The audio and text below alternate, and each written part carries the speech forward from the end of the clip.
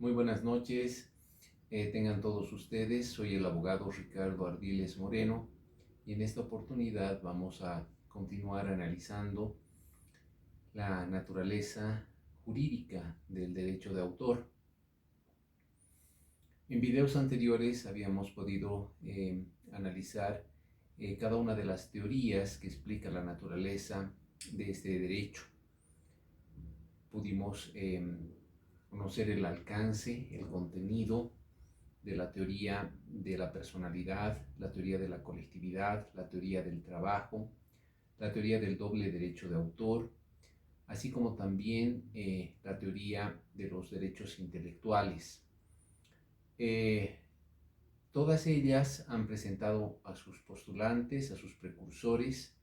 y obviamente en cada una de ellas se ha analizado este instituto que sin lugar a dudas ha generado amplio debate desde el siglo XIX, por cuanto ha sido muy difícil poder determinar con precisión y circunscribir en una u otra teoría el instituto del derecho de autor como tal. De igual manera, en las diferentes legislaciones ha existido divergencia en el derecho positivo para poder explicar con precisión y determinar cuál es la naturaleza jurídica del derecho de autor. Sin embargo, a partir del año 1943 y de los estudios realizados en Italia también, con tratadistas como Piola Caselli, entre otros, se ha podido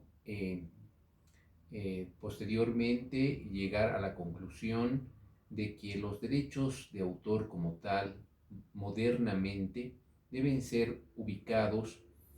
en una dimensión o en una cuarta categoría de derechos, superando de esta manera la clásica división tripartita del derecho romano, por cuanto los derechos de autor modernamente poseen una naturaleza jurídica de tipo sui generis. En cuanto al objeto del derecho de autor, que ya también corresponde analizar, este recae propiamente en las obras. Trata de ser naturalmente de esas proyecciones personales dotadas de talento, ingenio, creatividad y originalidad, que muchas veces se traducen en obras literarias, artísticas y científicas. Todas ellas susceptibles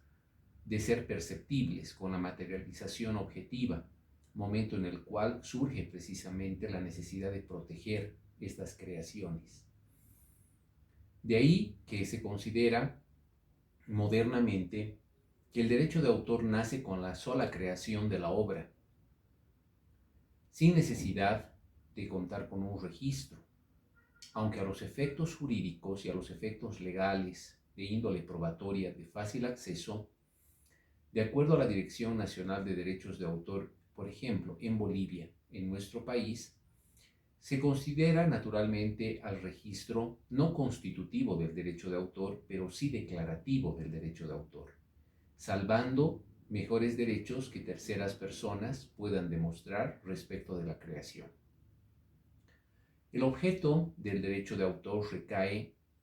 en una obra, y la obra puede ser diversa. Puede ser una obra literaria, puede ser una obra musical, fotográfica, escultórica, el dibujo, la fotografía, así como también las producciones audiovisuales, las producciones cinematográficas, el software. Son consideradas naturalmente también producciones del intelecto humano y por ende forman parte del derecho de autor. Son manifestaciones del talento humano expresadas de diferente forma. Es por esa razón la importancia, en principio, de haber explicado la naturaleza jurídica de este derecho, que ya lo catalogamos como una cuarta categoría, superando, como ya dije anteriormente, la clásica división tripartita del derecho romano, que consignaba y analizaba si el derecho por todas las características que presenta este derecho, son comunes a las diferentes categorías clásicas que se estudian dentro del derecho de las personas, en algunos casos, dentro de los derechos reales, en otros, dentro del derecho de obligaciones, pero fundamentalmente este derecho presenta ciertas características de tipo sui generis que hacen que la mejor manera de catalogar su naturaleza jurídica sea precisamente en una cuarta categoría, la de los derechos de autor, que amerita, desde luego, un posicionamiento de una naturaleza sui generis, que no es difícil circunscribir en una categoría tripartita que ya se ha analizado anteriormente desde la época del derecho romano. Es un gusto, naturalmente, compartir y analizar estas temáticas inherentes a los derechos autorales. Lo haremos en videos sucesivos. Si es que naturalmente les agrada este tipo naturalmente de videos, les insinuamos naturalmente suscribirse en primera instancia y también poder compartir el contenido de los mismos, por cuanto esta es una rama y un instituto nuevo que debe ser analizado en los diferentes países para darle ese posicionamiento y esa jerarquía que merecen los derechos de autor a la fecha, para un mejoramiento y un perfeccionamiento de las legislaciones positivas en los diferentes países, para ir superando las lagunas jurídicas, las deficiencias, en procura de la protección, la salvaguarda de los derechos intelectuales, que, como ya dijimos también en videos anteriores,